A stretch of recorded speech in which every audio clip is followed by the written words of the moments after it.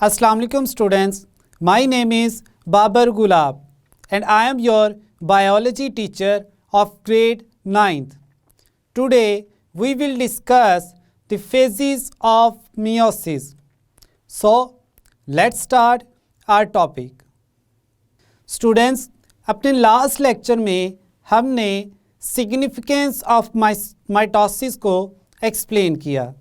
हमने देखा कि जो माइटोसिस है वो किस तरह से ऑर्गेनिजम्स की लाइफ में इम्पॉर्टेंट रोल प्ले करती है। Side by side we also discussed errors in mitosis and its effects on organisms. हमने देखा कि जो डेवलपमेंट का प्रोसेस है और ग्रोथ का प्रोसेस है, एक सिंगल सेल ज़ाइगोट से फर्दर सेल्स डिवाइड करके डेवलप करके एक एम्ब्रियो बनाते हैं और ये एम्ब्रियो फिर ग्रोथ के प्रोसेस के थ्रू एक कंप्लीट ऑर्गेनिज्म में चेंज होता है। हमने देखा कि इसमें जो सिंगल सेल है दैट वाज ज़ाइगोट, वो माइटोसिस के थ्रू डिवाइड करता है और same sales having same chromosome number वो प्रोड्यूस करता है। अब इसके बाद हमने देखा कि जो सेल की रिप्लेसमेंट है उसमें माइटोसिस कैसे रोल प्ले करती है। हमने एक्सप्लेन किया कि जो डाइजेस्टिव सिस्टम की इनर लाइनिंग है यानी एपिथेलियल सेल लाइनिंग, उसमें जो सेल्स हैं वो कंटिन्यूसली रिमूव्ड होते हैं, जिस वजह से न्यू सेल्स प्रोड्यूस किए जाते हैं। अब न्यू सेल्स जो प्रोड्यूस होते हैं वो माइटोसिस के थ्रू प्रोड्यूस होते हैं। फिर हमने बात की रीजनरेशन की। हमने कहा regeneration is the ability of organisms in which the organisms can regenerate or reconstruct their lost body parts। वो अपने वो बॉडी पार्ट्स दोबारा से बना सकते हैं जो किसी इन्वायरमेंटल इंजरी की वजह से या किसी लॉस की वजह से अब उनके बॉडी पर प्रेजेंट नहीं हैं। हमने इसमें एग्जांपल देखी सी स्टार की।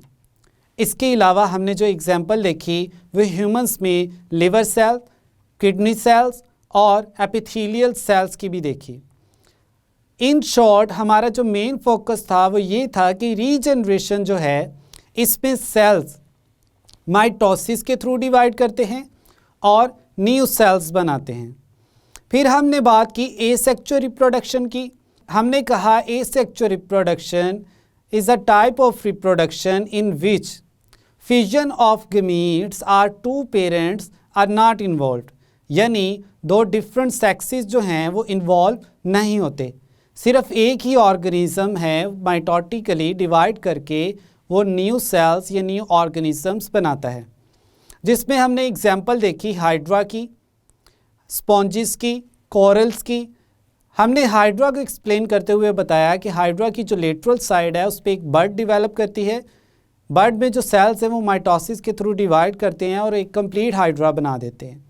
फिर हमने प्लांट्स की बात की कि प्लांट्स की जो वेजिटेटिव पार्ट्स हैं like roots, stems and leaves, इनके थ्रू प्लांट्स जो हैं वो फर्दर न्यू प्लांट्स प्रोड्यूस करते हैं। And finally we discussed errors in mitosis, जिसमें हमने कहा समटाइम्स जो माइटोसिस है वो अनचेक्ड हो जाती है, मीन जो सेल्स हैं वो विदाउट इंफॉर्मेशंस डिवाइड करते रहते हैं और इस फॉर्म में या इस सिचुएशन में वो एक मैस ऑफ सेल्स बनाते हैं जिसको हमने नाम दिया ट्यूमर का।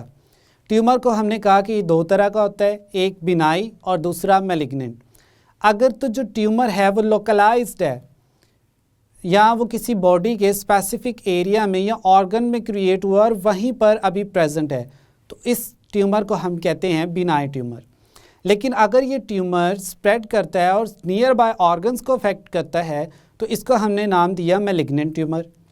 एंड फाइनली हमने देखा कि जो मैलिग्नेंट ट्यूमर के सेल्स होते हैं वो बॉडी में स्प्रेड करते हैं via blood circulation and reach to the other body organs and affect them, और वहाँ पर पहुंचकर उन्हें भी अफेक्ट करते हैं, उनमें भी कैंसर क्रिएट करवाते हैं।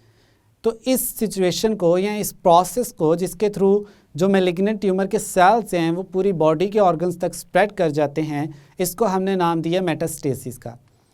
अब हम बात करेंगे मियोसिस की। मियोसिस क्या है?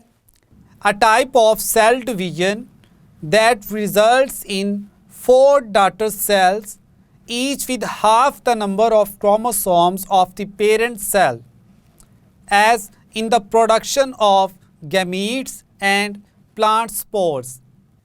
और मियोसिस के थ्रू जो ऑर्गेनिजम्स डिवाइड करते हैं उनमें क्या बेनिफिट्स हैं, और मियोसिस को फर्स्ट टाइम किसने डिस्कवर या डिस्क्राइब किया? फर्स्ट टाइम 1876 में ऑस्कर हार्टविग ने मियोसिस को डिस्क्राइब किया। अब मियोसिस जो है इसकी इंटरफेस और माइटोसिस की जो इंटरफेस है ये सेम है। मियोसिस की इंटरफेस में भी G1 फेज, S फेज और G2 फेजेस होती हैं। लाइक G1 फेज में जो है डिफरेंट प्रोटीन्स जो हैं उनकी सप्लाई इंक्रीज की जाती है। इसके अलावा स्पेशल एंजाइम्स जो हैं उनकी सिंथेसिस की जाती है जो आगे चल के एस फेज में यूटिलाइज होंगे। फिर इसमें कुछ ऑर्गेनेल्स जो हैं सेल्स के अंदर उनका नंबर इंक्रीज किया जाता है। Like mitochondria are the power generator of the cells and ribosomes are the protein factories of the cells. Next phase जो है इंटरफेज की मियोसिस में भी वो है S phase, that is also known as synthesis phase. Synthesis phase में जो genetic material है उसको डुप्लीकेट किया जाता है। इसके अलावा जो सेंट्रियोल्स हैं वो डबल होते हैं। फिर हम बात करते हैं G2 फेज़ की। अब G2 फेज़ जो है इसमें स्पेशल प्रोटीन्स बनाई जाती हैं लाइक ट्यूबुलिन प्रोटीन्स जो फर्दर प्रोफेज में स्पिंडल फॉर्मेशन में या स्पिंडल फाइबर्स की फॉर्मेशन में यूज होंगी। अब हम स्टार्ट करते हैं मियोसिस को कि मियोसिस में कितनी तरह की डिविजन्स होती हैं। तो मियोसिस जो है इसमें मेजर 2 डिविजन्स हैं। लाइक अगर एक जो सेल है वो डिवाइड करके 2 सेल्स बनाता है तो वो सेल्स फिर अगेन डिवाइड करके फर्दर 2 सेल्स प्रोड्यूस करते हैं और फाइनली हमारे पास जो है वो 4 सेल्स आ जाते हैं। तो इसमें मियोसिस 1 और मियोसिस 2 ये 2 मेजर डिविजन्स होती हैं या कैटेगरीज हैं। मियोसिस 1 में जो है similarly karyokinesis and cytokinesis. Karyokinesis division of nucleus and cytokinesis division of cytoplasm. Karyokinesis जो है मियोसिस 1 की वो फर्दर डिवाइडेड है इनटू 4 फेज। एक है हमारे पास prophase 1, second metaphase 1, third anaphase 1 and fourth telophase 1। यानी prophase, metaphase, anaphase and telophase और इनके साथ आपने 1 लगा देना है। अब ब्रीफली मैं आपको ये बता दूं मियोसिस को स्टार्ट करने से पहले कि इसमें होता क्या है। मियोसिस में फॉर एग्जांपल अगर आप इमेज में देखें एक सेल प्रेजेंट है, इसमें 46 क्रोमोसोम नंबर है। ये अपने क्रोमोसोम नंबर को डबल करता है। डबल करके अब क्रोमोसोम नंबर जो है वो नेक्स्ट सेल में 92 हो जाएगा। अब ये जो 92 क्रोमोसोम वाला सेल है ये मियोसिस 1 के थ्रू डिवाइड करके 2 सेल्स प्रोड्यूस करेगा। अब जो 2 सेल्स बने हैं इनमें 46 क्रोमोसोम्स। अब ये दोनों नए सेल्स अगेन मियोसिस 2 के थ्रू डिवाइड करेंगे और फर्दर 2 सेल्स जो हैं वो प्रोड्यूस करेंगे। अब जो एंड पे हमारे पास 4 सेल्स हैं मींस 4 सेल्स हैं, उनमें क्रोमोसोम नंबर जो है वो 23 एंड 23। ये है हमारे पास फाइनल क्रोमोसोम नंबर। तो इस तरह से मियोसिस के प्रोसेस में passing through meiosis 1 and meiosis 2 जो सिंगल सेल है वो 4 हैप्लॉइड सेल्स प्रोड्यूस करता है। अगर आप सबसे पहले वाले सेल में देखें उसमें 46 क्रोमोसोम नंबर था, दैट इज़ डाइप्लॉइड। और लास्ट पे जो आपके पास 4 सेल्स आए हैं इनमें क्रोमोसोम नंबर जो है वो 46 की निस्बत हाफ है। इसको हम कहते हैं हैप्लॉइड सेल्स। अब हम चलते हैं प्रोफेज 1 की तरफ, मियोसिस की प्रोफेज 1 की तरफ। प्रोफेज 1 में जो क्रोमोसोम है ये अपने डुप्लीकेट क्रोमोसोम पेयर्स जो हैं वो प्रोड्यूस करते हैं, यानी इनमें एक क्रोमोसोम पेयर अपना डुप्लीकेट क्रोमोसोम पेयर प्रोड्यूस करेगा। इसमें क्रोमोसोम्स के पेयर्स की प्रोडक्शन होती है। जबकि माइटोसिस की जो प्रोफेज थी उसमें हमने देखा था कि जो क्रोमैटिड्स हैं, सिस्टर क्रोमैटिड्स, यानी एक क्रोमोसोम का आर्म अपना ही एक आर्म प्रोड्यूस करता है, लेकिन इसमें एक कंप्लीट क्रोमोसोम अपना एक कंप्लीट क्रोमोसोम प्रोड्यूस करता है। अब इस तरह से जो क्रोमोसोम्स हैं वो 2 होमोलॉगस क्रोमोसोम्स प्रोड्यूस करते हैं। टोटल जो है वो टेट्राड प्रोड्यूस होते हैं, यानी जो क्रोमोसोम्स हैं उनमें 4 आर्म्स जो हैं ये 4 क्रोमोसोमल पेयर्स जो हैं वो प्रोड्यूस होते हैं। नेक्स्ट हम इसमें देखते हैं कि जो एक ही क्रोमोसोम के 2 आर्म्स हैं उनको हम कहते हैं सिस्टर क्रोमैटिड्स, और एक क्रोमोसोम का एक आर्म और दूसरे क्रोमोसोम का जो आर्म है ये आपस में डिफरेंट हैं, इनको हम कहते हैं नॉन सिस्टर क्रोमैटिड्स। फिर हम देखते हैं कि जो फर्स्ट क्रोमोसोम का एक आर्म है और सेकंड क्रोमोसोम पेयर का एक आर्म है ये आपस में डिफरेंट साइड्स पे कनेक्टेड होते हैं। इन पॉइंट्स को हम कहते हैं कियास्मेटा। अब स्टूडेंट्स, क्रोमोसोम्स जो हैं वो अपने होमोलॉगस पेयर्स प्रोड्यूस करते हैं और ये पेयर्स अलाइन अप होते हैं through a process known as synapsis. अब एक क्रोमोसोम का एक आर्म और सेकंड क्रोमोसोम का जो दूसरा आर्म है ये डिफरेंट पॉइंट्स पे एक दूसरे के साथ कनेक्टेड होते हैं, और जिस पॉइंट पे ये एक दूसरे के साथ अटैच होते हैं वहाँ पर ये अपनी जीन्स जो हैं उनको एक्सचेंज करते हैं। इस exchange of material, genetic material वाले प्रोसेस को हम कहते हैं क्रॉसिंग ओवर, यानी 2 जो क्रोमोसोम के पेयर्स हैं वो अपने आर्म्स का कुछ पोर्शन जो है एक दूसरे के साथ एक्सचेंज कर लेते हैं। तो जब पोर्शन एक्सचेंज होता है तो इसके रिज़ल्ट में दोनों क्रोमोसोम्स के पास जो जीन्स हैं उसमें वेरिएशंस आ जाती हैं, यानी जीन्स की वैरायटी आ जाती है। अब ये वेरिएशन जो हैं वो एनिमल के सर्वाइवल में इम्पॉर्टेंट रोल प्ले करती हैं। अब क्रोमोसोम जो था वो प्रोड्यूस हुए, डबल हो गए, जिसको हमने कहा बाइवेलेंट क्रोमोसोम्स। 4 होमोलॉगस क्रोमोसोम्स हैं तो इस सिचुएशन को हमने कहा टेट्राड। अब हम देखते हैं कि नेक्स्ट प्रोफेज में कौन कौन से प्रोसेसेस होंगे। जैसे ही जेनेटिक मटेरियल जो है इसकी कॉपी प्रोड्यूस होगी, अब न्यूक्लियर इन्वेलप जो है वो डिसइंटीग्रेट कर जाएगा, मींस ब्रेक कर जाएगा। अब क्रोमोसोम जो हैं वो साइटोप्लाज्म में आ गए। तो अब न्यूक्लियस के पास जो सेंट्रियोल्स प्रेजेंट थे, जिनको हम सेंट्रोसोम्स भी कहते हैं, वो अपने अपने रिस्पेक्टिव पोल्स की तरफ मूव करेंगे। मींस जो राइट साइड पे सेंट्रोसोम है वो राइट साइड पे चला जाएगा और जो लेफ़्ट साइड वाला सेंट्रोसोम है वो लेफ़्ट साइड पे मूव कर जाएगा। अब फाइनली सेल की 2 डिफरेंट साइड्स पे एक एक सेंट्रोसोम जो है वो प्रेजेंट है। अब ये सेंट्रोसोम्स जो हैं साइटोप्लाज्म में प्रेजेंट ट्यूबुलिन प्रोटीन को यूटिलाइज करते हुए माइक्रोट्यूब्यूल्स बनाएंगे, और ये माइक्रोट्यूब्यूल्स फर्दर एग्रीगेट करके स्पिंडल फाइबर्स बनाएंगे। मींस दोनों साइड वाले जो सेंट्रोसोम्स हैं इनसे स्पिंडल फाइबर्स अराइज करेंगे, और ये स्पिंडल फाइबर्स सेंटर में प्रेजेंट जो क्रोमोसोम्स हैं उनके सेंट्रोमियर पर जो काइनेटोकोर है उसके साथ आकर अटैच करेंगे। अब यहाँ पर एक डिफरेंस है।